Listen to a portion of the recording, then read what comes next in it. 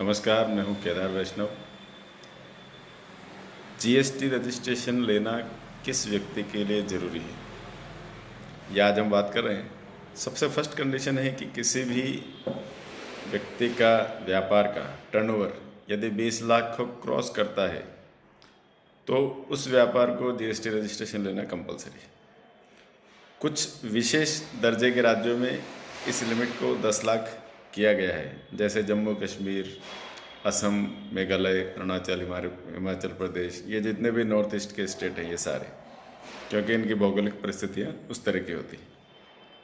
वहाँ पर ये लिमिट 10 लाख है, नॉर्मल कंडीशन में 20 लाख है। और जो व्यापारी केवल और केवल गुड्स की ट्रेडिंग करते हैं उनके लिए ये लिमिट 40 लाख है।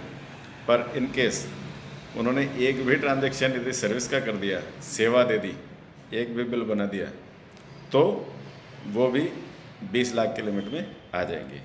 ये फर्स्ट कंडीशन है। सेकंड कंडीशन, यदि आप इंटर स्टेट ट्रांजैक्शन करते हैं, अंतर्राज्यीय, आप राजस्थान में हैं और गुजरात में माल बेचते हैं, तो आपको जीएसटी रजिस्ट्रेशन लेना कंपलसरी। थर्ड कंडीशन, अगर आप कोई ऑनलाइन पोर्टल चलाते हैं, सपोज अमेज़न या फ्लिपकार्ट के जैसा, अगर आप खुद उसके ऑनर हैं तो आपको जीएसटी रजिस्ट्रेशन लेना कंपलसरी है। फोर्थ कंडीशन, अगर आप ऑनलाइन बिजनेस करना चाहते हैं तो आपके लिए रजिस्ट्रेशन लेना गवर्नमेंट की तरफ से कंपलसरी नहीं है। लेकिन ये अलग बात है कि आप जब अमेज़न वगैरह पे जाएंगे अपना रजिस्ट्रेशन कराने के लिए, तब वो लोग आपसे जीएसटी रजिस्ट्रेशन कंपलसरी मांगेंगे। तो ये उन पोर्टल्स की कंडीशन है, ये गवर्नमेंट की लॉ में ऐसा नहीं है। Fifth condition, casual taxable person, यानी अस्थायी दुकान वाले जो अदर सिटीज़ में, स्टेट में जाकर दुकान कुछ समय के लिए लगाते हैं।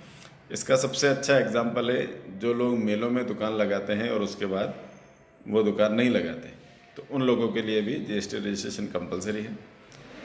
हमेशा ऐसा नहीं होता कि केवल माल बेचने वाले को ही जीएसटी देना पड़ता है, माल बहुत बार खरीदने वाले को भी देना पड़ता है।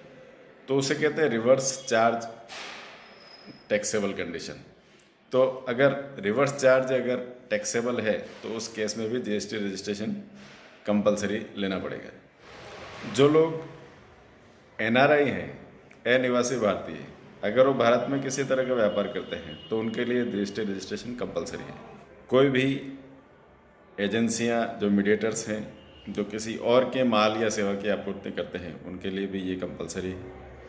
इनपुट सर्विस डिस्ट्रीब्यूटर्स के लिए ये ज़रूरी है। ये इनपुट सर्विस डिस्ट्रीब्यूटर्स आईएसडी क्या होता है, इस विषय पर कभी और चर्चा करेंगे, ये थोड़ा बड़ा विषय है। OIDAR, यानी इस तरह के लोग जो भारत के बाहर हैं लेकिन यहाँ पर किसी भी तरह की इंफॉर्मेशन, डेटाबेस वगैरह की एक्सेस प्रदान करते हैं, यानी यहाँ पर किसी भी तरह की व्यापार करते हैं, उनके लिए कंपलसरी है। और लास्ट, जिन कंपनियों को या राज्य सरकार को या किसी विशेष संस्था को जब सरकार के द्वारा ये कह दिया जाता है कि आपको जीएसटी डिडक्ट करना ही है 1%, तो इन्हें डिडक्टर कहा जाता है और इन्हें भी जीएसटी रजिस्ट्रेशन लेना कंपलसरी होता है। और ये कुछ पॉइंट थे कि जीएसटी रजिस्ट्रेशन किसको करवाना अनिवार्य है। इस तरह की इन्फॉर्मेशन और भी जानने के लिए आप हमारे साथ बने रहें और कोई भी वीडियो का नोटिफिकेशन सबसे पहले हम आपको पहुंचाएंगे। इसके लिए आप सब्सक्राइब कर लें। धन्यवाद। वंदे मातरम।